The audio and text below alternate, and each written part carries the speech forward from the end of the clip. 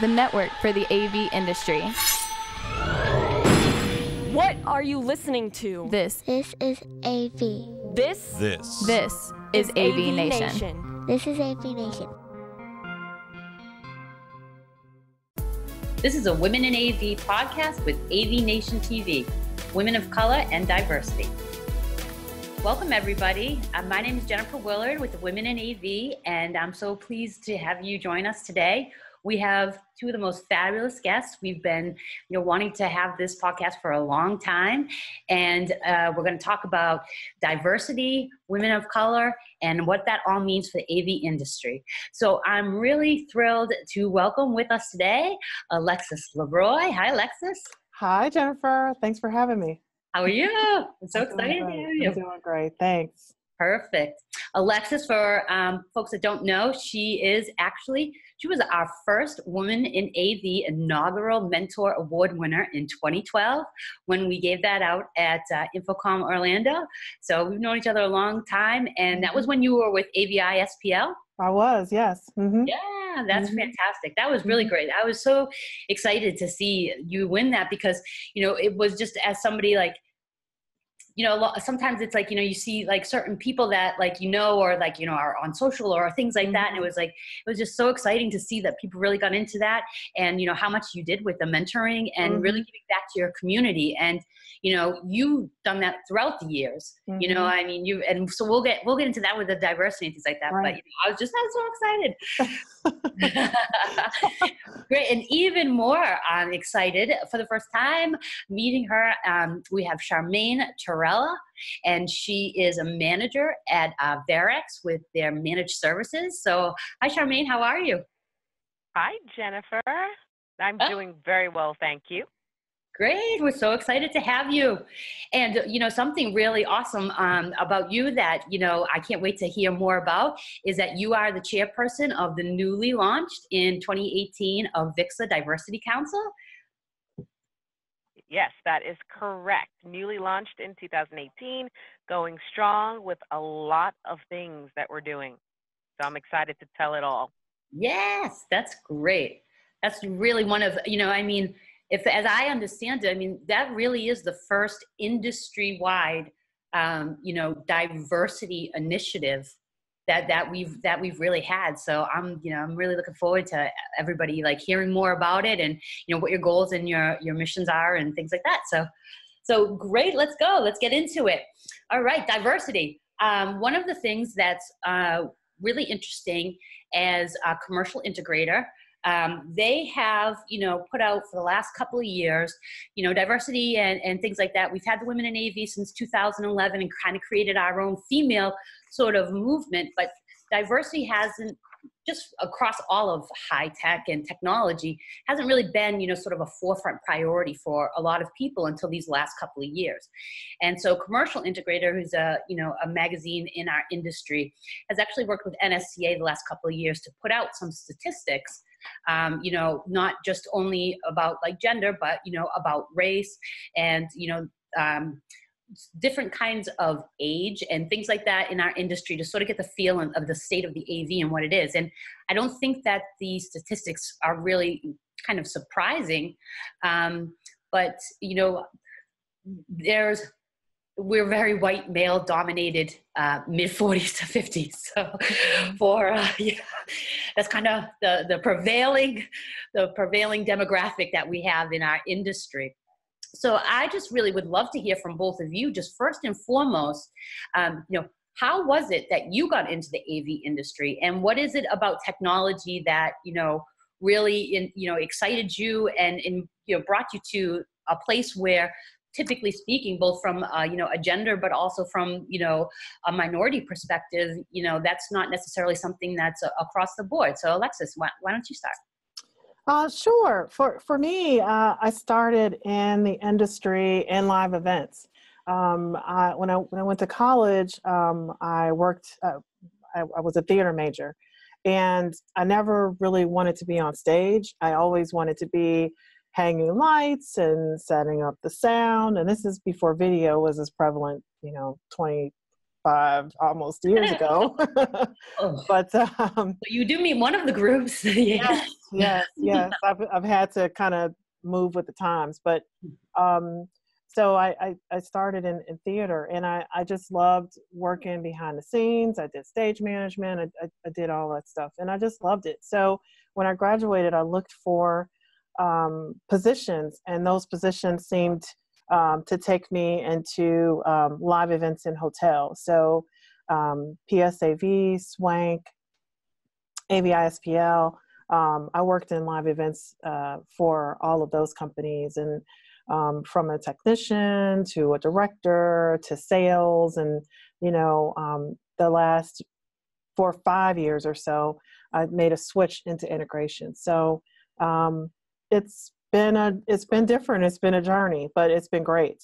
And one of the things that I'll talk about as we go on today is, there is audiovisual is more encompassing than just an integration. And I think we forget that sometimes, because there are a lot of diverse people on the live event side than there are on the integration side. So That's interesting, yeah. Yeah, I'll come back to that, but that's been my experience. Oh, that's very cool. Mm-hmm. Yeah. How about you, Charmaine? Wow, I got started in telecommunications and IT originally. So dealing with phone lines, phone service, PBX centrics, and video came about. So I was providing the network for it. And then customers were asking me to provide the box, whether that was Tamberg at the time or Radvision at the time. Those are some oldies, but they've changed. And then they say, oh, okay, great. Can you integrate it for me? I was like, okay, let me look into that. And that's how I got into integration. As the technology started to evolve from just using audio and telephones, I evolved with it and started doing the full-on AV integration. I've been doing that for a long time, I guess, technology since 1998 until now. Mm-hmm. Yeah, a long time. And those were the picture tells. I'll throw in an oldie. Those when I started was with the picture tells. Picture tell, right, which became Polycom. So Right. Mm-hmm. yeah, so we kind of evolved with all the technologies that changed the needs. Now we're going into more collaboration, cloud collaboration services, and soft clients, video clients now, Zoom and all of that is really becoming very relevant to clients. And so there's a lot of service that's needed for that. And now clients realize, yeah, we need help with service. So that's why I came on board with WAVEx to really, help with all the services that surround the AV and some IT stuff. So yeah, that's pretty much how I got into it. Oh, that's really great. So it's really cool to hear that, as both of you have, gone forward, you've continued to evolve both yourself and embrace new technologies, but also, embrace new kinds of work. When you talked to Alexis about the live production, and now coming to systems sort of integration, and you're a systems consultant, and same thing with you, Charmaine, you are, with services, with telecom, with the audio, then you moved into sort of the video, and now, you also are with an actual integrator, that's doing that's doing that actual work. So I'm interested to I don't want to get too much off topic, but I'm interested, and maybe this can go back to, Alexis, what you were saying when you mentioned about how live production is, a more diverse. So as you've sort of evolved, what has been your experience, both from a female's perspective, but also from, being a minority in a technology industry?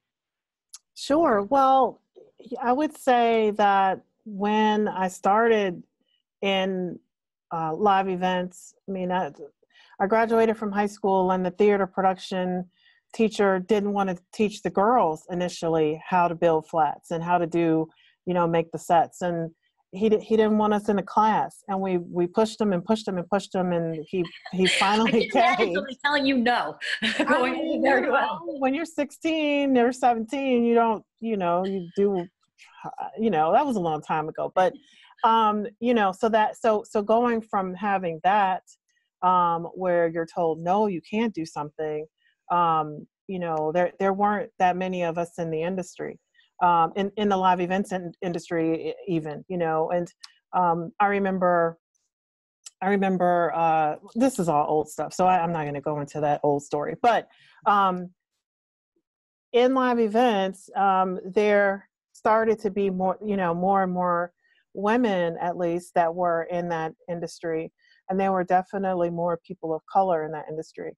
And I don't know, doing hotel AV, I think people look down on it, but if you look at some of the productions that people are putting in hotels and conference centers, convention centers, they're pretty extensive, and that requires people who know what they're doing. And it requires people, it's not like integration where, I can come back tomorrow and fix this problem. You've got to fix it right then, right. or the show will not go on. Yeah, right. So, there were more and more women and people of color in that industry. And I think that as integrators are looking for people, whoever they're looking at, I have always said, you need to look at that industry and pull some of the people from that industry to come into our industry. There's so many opportunities in integration, and I think people just on that side of it, maybe they don't know about it, or they're not ready to do it. But it was great for me because if I work at night or if I work on the weekend, it's not because I have to be there for a show. It's because I'm working at home and doing some work at home. So it's definitely been great for me. So, but is it fair to say that, as you've moved over to sort of the integration, what would be considered, I guess, called the professional, like the pro AV side of it, you've seen less people of color and minorities and females? Absolutely. You go to a trade show and it's pretty obvious that you can pick out on one hand or two hands, one hand, the number of women of color, and maybe two hands, the number of people of color, and men and women. So it's tricky. And I think a lot of people don't understand what's the big deal. But they also don't notice because it's not their experience. So, whenever I've said, if I'm meeting somebody at an event like that, I'll make a joke and I'll just say, oh, well, I'm one of the only 6 foot tall women in the room, and it's my joke. That's true though. It's also true, probably, but there's some other things that make you stand out in a room if you're meeting me for the first time. Yeah, I hear you. How about you, Charmaine? Has that been sort of your experience as well? Maybe coming from sort of, the telecom side to AV, just generally speaking? Well, yeah, the telecom and IT side. So with the telecom side, what is more minorities? Absolutely. And the telecom side, that is absolutely the case and very correct. But more diversity in the IT side. So the IT, it's pretty different. So on the telecom side, yes, you have a lot more women of color, men of color, and it's kind of pretty, evenly distributed. The IT side, you have a lot of diversity, more, Latin, more women in general on the IT side. So you see a lot more women on the IT side. So coming from those two worlds and saying, oh, okay, now I'm going to AV. And it was like, so go back. Going to AV, especially in the New York City region where I sit. That is basically, you got two types of men, Italian, Jewish, that was it. And that's all you had. And it's like, okay. And you're looking around for anything, else different, and you're trying to figure out how you would fit in. And, the first thing I had to do is sit back and observe. like an anthropologist and figure this culture out, right? And just, oh, okay, okay. They like food. Yay, so do I. They like, yay, so do I. Donuts. Donuts, bagels. All right, yay, me too. Right. So then, and found out that a lot of them came from a musical background because most people that came into the AV industry were roadies. It was like, oh, yay, okay, there I go. And that's how we had, I had to kind of figure out how to assimilate into that environment. But the hardest thing was, learning how to get the respect in the AV industry. And interestingly enough, that came from my father, who was a general contractor in New York, who, being on sites, I see how they talk amongst each other. The GC guys, they're like, and they stand up and they respect that. So that's pretty much what I had to do. So it's just more of a, no, that's it. No, that, just do the same kind of, and they're like, oh, okay, she can hang. It's like, okay. So it took a little bit of time, but I learned how to, and I'm still learning. It's still, it's changing in our AV industry. There are more diversity coming in, but not as much as it should be. And that affects the clients that we deal with. The clients that we deal with are very diverse. When you talk about the financial industry, hospitality industry, the healthcare industry, their decision makers are really, really diverse. And they're looking for, the person that's more like them, the Black woman, the Black man, the minority men, women, the person that's disabled, the person that's like them, to identify with their train of thought.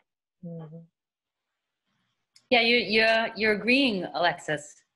Yes. Yes, absolutely. I mean, I can't tell you how many times I've gone to a meeting and first of all, it was a surprise or maybe a little shock. And then it was, oh, okay, yes, you know what you're talking about. We're speaking the same language. And then the other times it's, oh my gosh, you look like me, let's talk about it from a different perspective, so absolutely. I would agree with that. Oh, that's wonderful. And also, what's interesting enough right now is a lot of the older white males in our industry are looking for diverse thought. They're not looking for the same old anymore, especially the millennials that are becoming decision makers. They're like, oh, well, we want something else. You tell me, Charmaine, what you think, or Alexis, you tell me. Now, we heard that before from him, and no, we want to hear something else. Right. So that's starting to happen a lot, and the industry is not reflecting that in the workers that it has right now. Excellent. One of the things, that I wanted to ask about, and, I think this kind of goes to, the point that you make earlier, Alexis, about how you make a joke about being, 6 foot. Are you really 6 feet tall? No, sorry. Almost. Yes. Yeah. But, it's interesting because, and, I'm really excited to hear, Charmaine, about the efforts that you're doing, with the diversity and what you want to accomplish. But one of the actual articles that I saw about that was the feedback that you had gotten, and, and I had read sort of some of these comments, and, it was, I don't think they realized it, but it was like, why do we need a diversity group? And, speaking to this sort of, if you're not somebody who's affected by something, your awareness levels are pretty low, for the most part.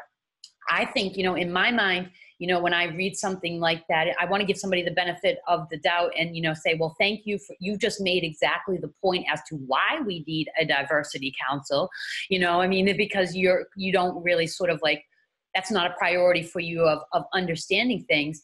But, have you experienced that, Alexis, sort of on a personal level, maybe some resistance from people? And, I find our industry typically, and I always say it's maybe because we're service oriented, we're a lot more just on personal collegial levels, open to different people and different experiences and, welcoming. But, do you experience on a person to person level, a lot of resistance, and, or what is something that you would offer as advice to somebody that would say be in the majority, that's not in there? Like, how do we approach, if we care about something like that, you know what I mean? It's because it's like with my emails and with the things that I do, I really take a long time to try to write those because I don't want to say the wrong word and I don't want to inadvertently sort of offend. So I think that there is a large community of people out there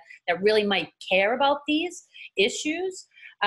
So, talking to the people that don't think that we need a diversity, sort of, what's your advice to them, as well as to people that, want to be supportive and help you, but don't necessarily know how to? Sure. Well, I think what you just mentioned, as far as thinking about what you say before you say it, we all have diarrhea of the mouth sometime and things just pop out. And so I just think being aware of other people. I don't think that we're, in general, the majority of people show empathy or feel empathy for other people in other situations. And I think that something like that would go a long way. And then, everybody has read, something that I get mixed up about is, if you can understand why we need women in the industry, if you can understand that when women are involved in decision-making positions, that companies do better. I mean, there's evidence of this, and we can attach some of the articles, Harvard Business Review, we can attach some of those that say this. If you believe that, why would you not believe that people of color and people with different abilities, why would you not believe that it would be the same thing? It goes to also what Charmaine was saying about it's different perspectives. A different perspective can give an organization an advantage over other organizations. We've all seen marketing fails where, oh my gosh, I look at a commercial or some new marketing ploy that came out, and it's like, if only you had a woman in the room. You would have known that wasn't a good idea. Like a pink ink pen or something that's supposed to be geared toward women. Or if only you had a person of color in the room, you would have known that was a horrible decision. That was a horrible decision. You should not have done that. So I don't see. I don't understand why people are not. Don't show empathy and can't understand. And it's not to say, you need to go out and find, a Black person, a Latino person. It's not to say that you need to go out to find these people to fill your positions. It's just to say you need to find people who can do the job of all ethnic, diverse, of all makeups. And I think that's the problem. If you only go to this one place and everybody there looks the same as you, and that's how you find your talent, that's the problem. Great. Mm-hmm. And kind of to add into that, so yeah, the whys, the why people don't think about it. The one thing I learned about the AV industry, it's very incestuous and it's very organic. It is. So throughout the years, you do the musical chairs of switching companies and workplaces, and then you go in for comment. Hey, you're here now. Hey, you're here now. Hey, With a different shirt. And here's a different shirt. And it's the same for the majority, a good part of the industry. It's a lot of the people that started it, family-owned businesses, homegrown. They've invested, their families invested in it, their friends, and they keep it within that niche. And so for them to factor someone else on the outside, someone of color, someone that's diverse, a minority, threatens that. So there's a lot of that. I see that's kind of the it's a threat because it's like, okay, they're going to take away my ability. I was doing great. I had this formula figured out with my industry and my business all these years. And here this person's coming in and they might take that away and start their own business. Well, that's competition. It does happen. But because the industry is so, mom and pop shop mainly, there's a lot of fear. So they don't like to look that way. What they don't understand is that fear is killing their business. Right. And that fear, it'll kill their business if you want to be that small AV integrator or medium sized or even large, and you operate that way with that mindset, your client is looking at you as well, you only do this. You've only done these types of rooms. You don't even do live events. You don't even do broadcast integration. You don't do security. Okay, what else you got? Okay, we got to go to this person, and that's what's happening.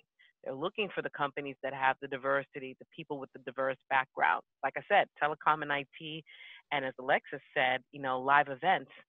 Right. You have a lot of those people that are also taking on AV now, and they're diverse.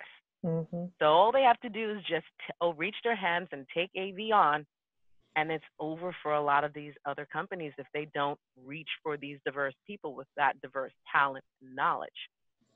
So that's kind of, I think the reason why they're not really, it's a fair thing. And you have to change, or it's going to change around you.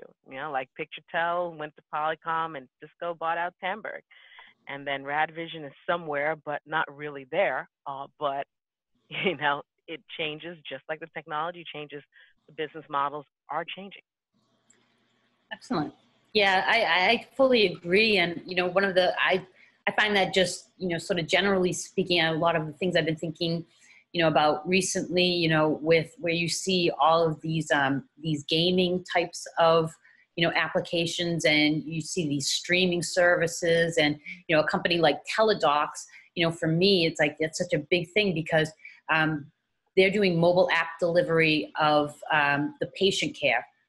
So, and that's $400 million that they just took away from our industry in audio and video conferencing services. So just the actual, like, sort of our industry is kind of slow moving when it comes to just wanting to change generally, but people such as like John Green with New Era Technology, I mean, he's adapting, he's being successful, and he's continuing to stay relevant because he's really in touch with the wider world and how quickly that's moving, and his business is continuing to stay up. So, I think that's really, really great advice.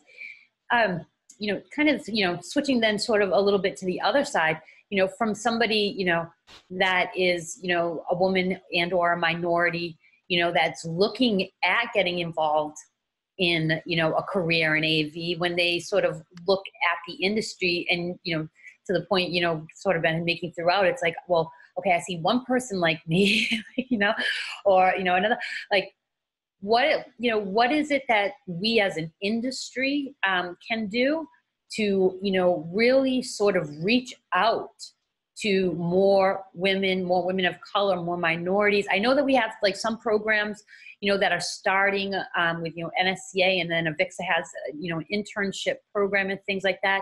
I know from just certainly from our organization, since 2011, we've unequivocally have changed the perception of what it means to be a woman in AV, I believe.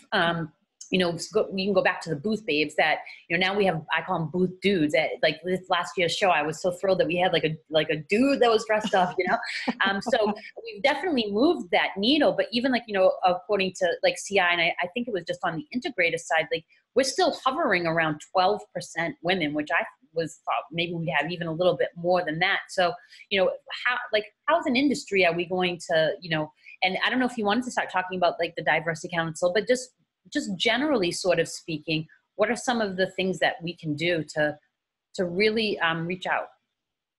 Charmaine, you want to start? Yeah, sure.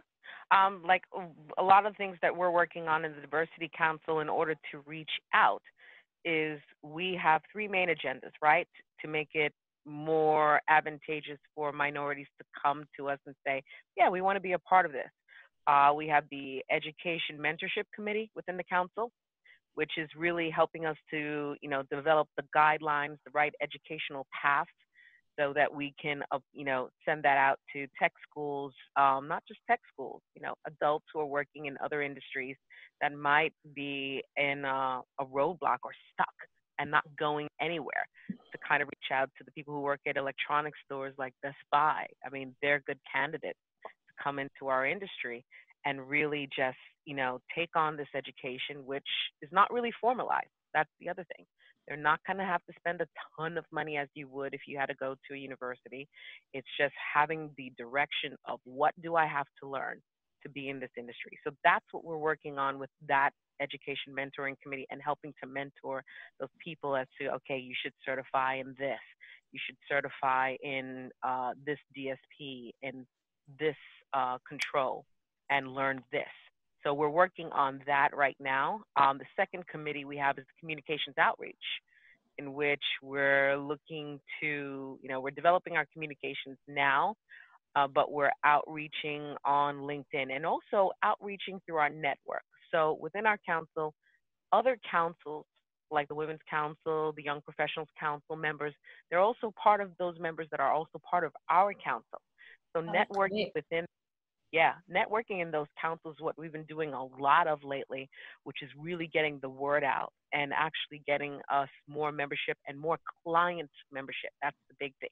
So we're reaching out to clients who are diverse in their industry, diverse decision makers who have joined our council. We're talking about big financial clients, big tech clients that recently joined and said, yeah, we want to be a part of this, and we want to push this message, because they're going to be the drivers of driving why diversity is necessary, because they are diverse and they are working in these organizations, and they're going to help, tell, everyone, the vendors, this is what you need, or the manufacturers, this is what we look for, and this is what you need to change, and this is why.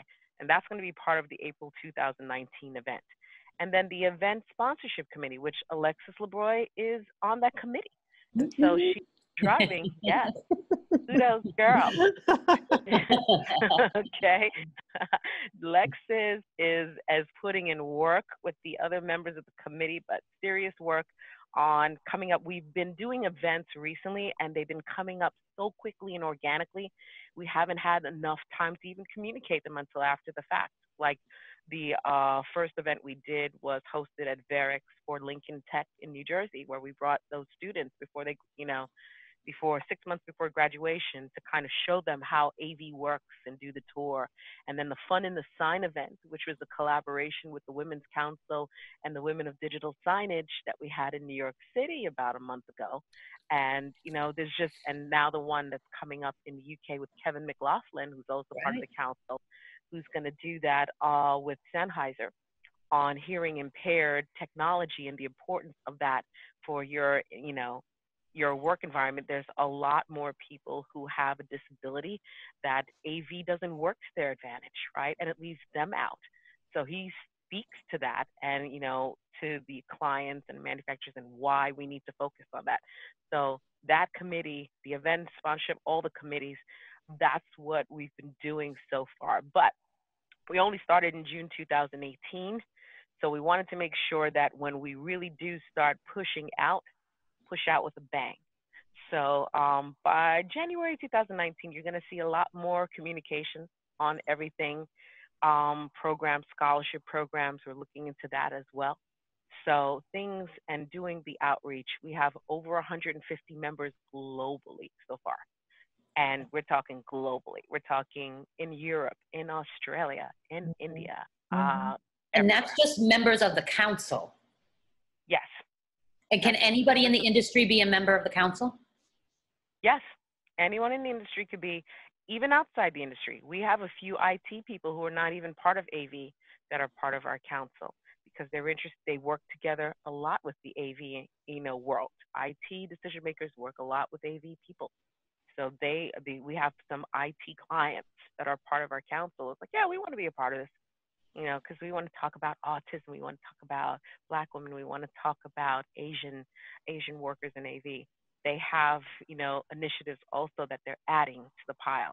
So it's this big pile of stuff that we're going to launch out into the world, especially at InfoComm next year, where we're going to have our own booth. Oh, So, perfect.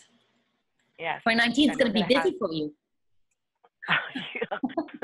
Yeah, that's why I need people like Alexis to help, because the committees within the council, the committees and everyone that's on it, they have been really putting in that time, that work, and I just thank them for it, because can't do it by yourself. You're not an island to yourself.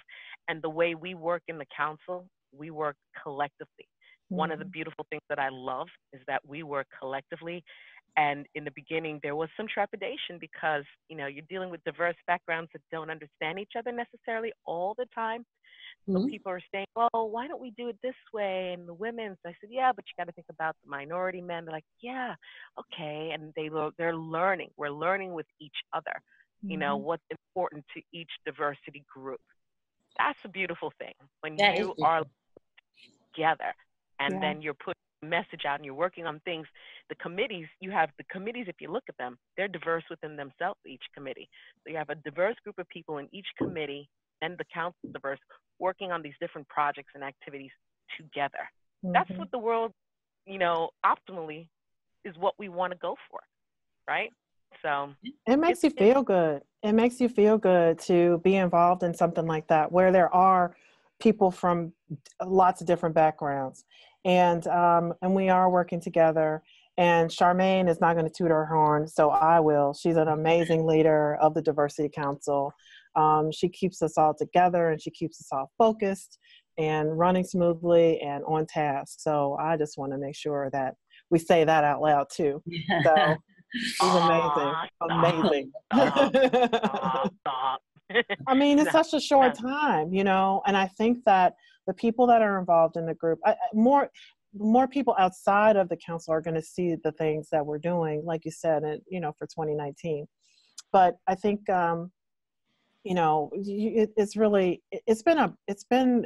it started with a bang. It really has. And everybody's motivated, everybody's excited, and we want to push things forward and just show people, just if we can get one person to have a different point of view, at the end of the day, I think that we're going in the right direction. One is going to build into 2, 3, 10, so we're going to get there. Perfect. So, I mean, that's amazing. And yes, I can't even imagine the effort to bring so many different, perspectives, opinions, and, find a way to come to a better conclusion and outcome. I mean, that's amazing. And, I really look forward to seeing like the progression within it. It sounds to me as if you guys are hopeful, you're both hopeful about, and I find this a lot, sort of like with, when it comes to like, the women's thing, again, it's like, we want to try to, we haven't gotten as far as we wanted to get, but we like really let's celebrate the accomplishments that we do have and build from them. So, going into, 2019, Alexis, can you tell us what is it that's most exciting for you about looking at our industry? Is it that people are really jumping on board? Because again, it's like I saw that Commercial Integrator has somewhat covered the Diversity Council for you, but I haven't necessarily seen, it doesn't seem like I personally just, and because those types of things are priorities for me, it's like I would have thought that everybody sort of would have, really wanted to make sure that this was like out there. And that might have been, strategic on your part to actually not sort of, push it out until you were ready. But, what are some of the things that you're really excited about? And then what are some of the advice and tips that you can give for people who still might, not really like be on board about like wanting to be like, how can you give them a try? Well, I would say that pay attention to the upcoming events. We'll have events on our own, and we'll have events that are joint with some of the other councils to attract some people to the organization, to attract people to the council, and just see what we're doing. For me, the volunteering, that part is really rewarding to me. I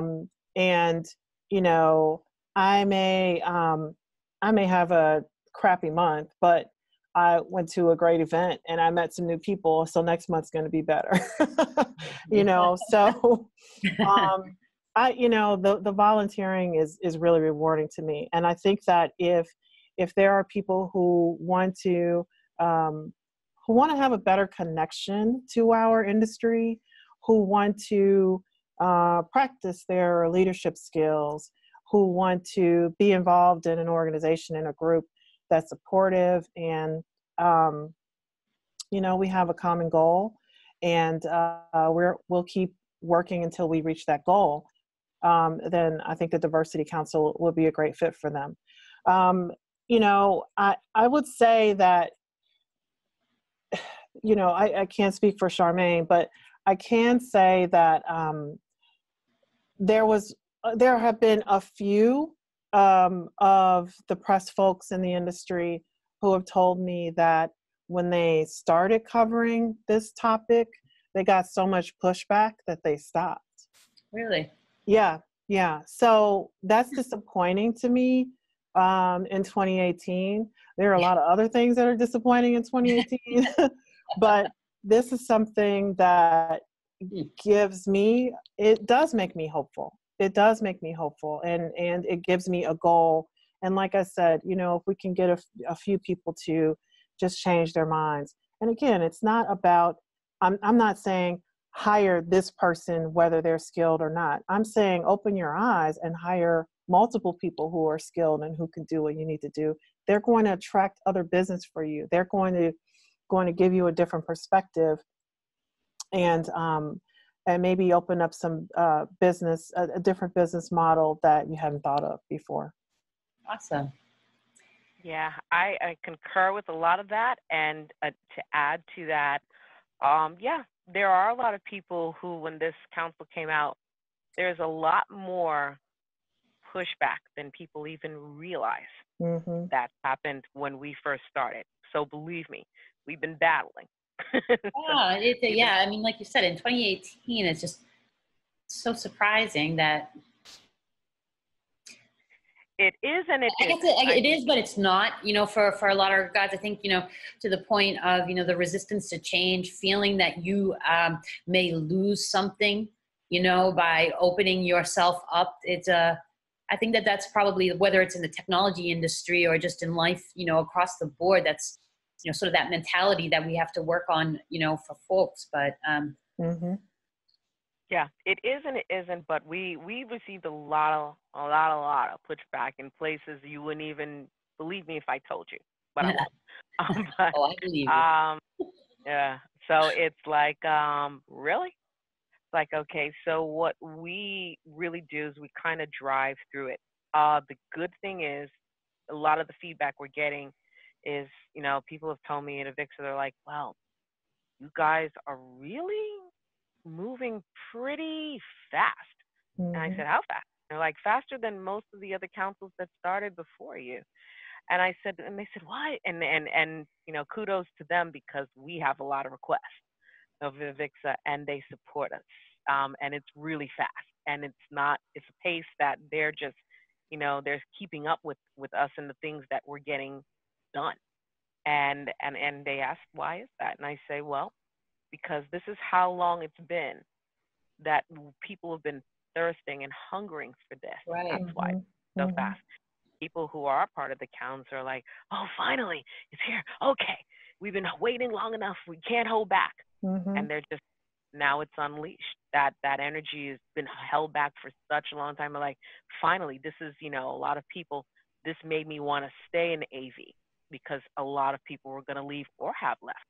And, I was one of those people that I looked and said, should I go back to IT? This is like constant battle. Why? And so when asked to do this, it was like, okay, I can do this. Mm-hmm. This is a reason, as Alexa said before, you have an event, you do a project, you work on it, and it totally reinvigorates everything in your entire perspective as to why you're still in this industry. And at a time when the AV industry is losing a lot of talent, this council is going to help keep that talent.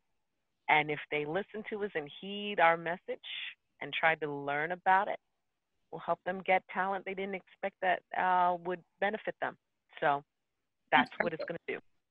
You know, something that surprised me, Charmaine, and I don't know if this was your experience, but I've had some of the older white men who have been in the industry for a long time. They're the ones they have been super excited about this council. So, you know, that has excited me too, that they see, you know, they've come up to me and said, oh, well, I don't know what we can do, you know, differently, or what do you think, you know? And so we have a whole conversation about it. So I try to keep those conversations in my mind versus the conversations of the naysayers who don't, they're just, you know, they're just a little bit closed off. They just don't see it. It might be that way in other areas of their lives as well. It might be. I mean, you know,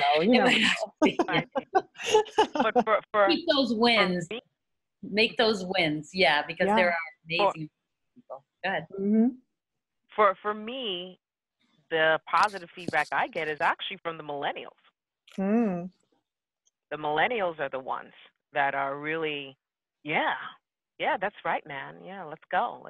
The millennials are the ones that are keeping those conversations. Yeah, we want to hear that, of course. It's not a thought to them. It's like, yeah, sure. Yeah, absolutely. Why not? You know, because for them, they grew up, I guess, in their generation, they're used to diversity. They grew up with it. That's part of their life.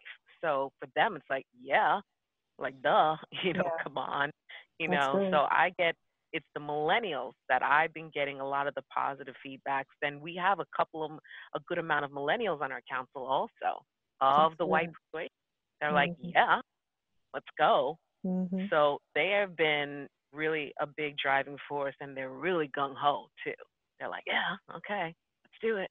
Yeah, okay, I'm with you. Right. And that's really huge, very huge. Well, they're used to being poo-pooed too by the older folks in our industry. So, you know. You have that in common. Yeah. It's a common ground. I mean, it sucks, but it's a common ground. And find them. whatever works. Yeah. Mm-hmm. Perfect. Well, ladies, I mean, you know, I just can't thank you enough. Your leadership, you know, in all of these areas. And, you know, if there's one thing, you know, for me, that it's like, you know, when people see other people like themselves who are successful, who are driving change, who are not, you know, accepting the things that other people have, that in and of itself is just amazingly encouraging. And, you know, award winners, you know, we have here award winners, you know, you both have continue to grow your careers, you know, give back to your communities and help other people. You know, I just want to personally take the time to say thank you so much, you know, I mean, from everybody, because it makes such a difference in how much pride as an industry we can take when we have, you know, women and minorities like yourself that, you know, are just really showing what it's like to be the best person that we can be, and that we have, you know, together, collectively, all of us are really just like, you know, the place that people want to, you know, come. So I just wanted to thank you guys both, you know, for your insights, you know, for what you're doing and, you know, your plans for 2019. I mean, Charmaine, like people like you mentioned, you know, Kevin McLaughlin is, you know, a perfect example of just somebody who, you know, is just an incredible person for anybody in our industry to know. And he's got the event coming up on March 7th that's going to start it out of the UK. You have yours in New York City in April 2019. And then, of course, it's going to be at the show. This is for the Diversity Council. Like, what's the best way for people that want to get involved, that want to join you to, you know, reach out and be part of it? Easy. Go to Avixa Diversity Council website, and it'll say get signed up, get started. Click on that button and sign up for a council. That simple.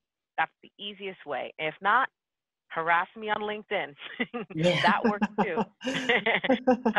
And the truth is, I get a lot more, I think, and a few of us in the council, we get a lot of requests either via LinkedIn because we have such a vast network, or just when we go to events and we speak with people. So that's how we're finding a lot of people are interested. But no, harass us on LinkedIn. Yeah. If you know we're part of the council, you know, especially me, I'll be up all night. I don't care.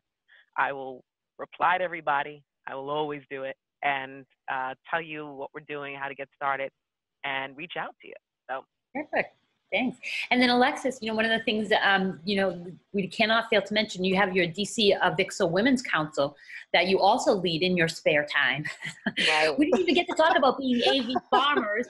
One of the things I really that was like, we'll have to come back for another one. Right. About how to can fruit. And, Exactly. your eyes. But, that's an amazing thing. And you're having, you had one of the most amazing panels of end users and, also engineers and everything this past month. But, how can people get in touch with you? And then also what, do you have any plans for your, first 2019 DC AVIXA Women's Council meeting?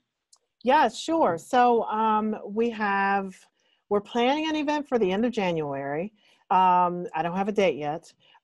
We're also planning an event for the middle of April. I do have a date for that yet, but I don't want to give it out. But it's end of January, end of April.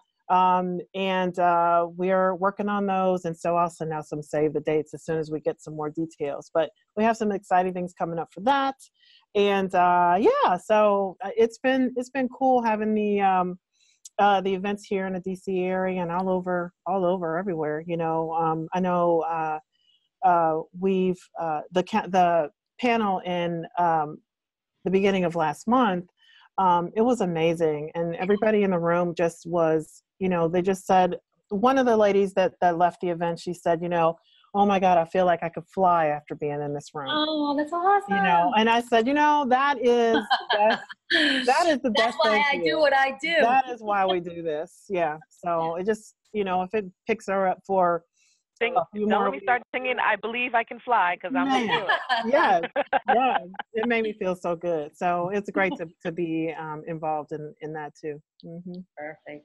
Well, thank you, ladies. Thank you so much for taking your time and sharing your insights and expertise, and, keep up your amazing work. I'm looking forward to seeing everything that you guys are going to do in 2019 and, beyond, and making the difference, for so many people.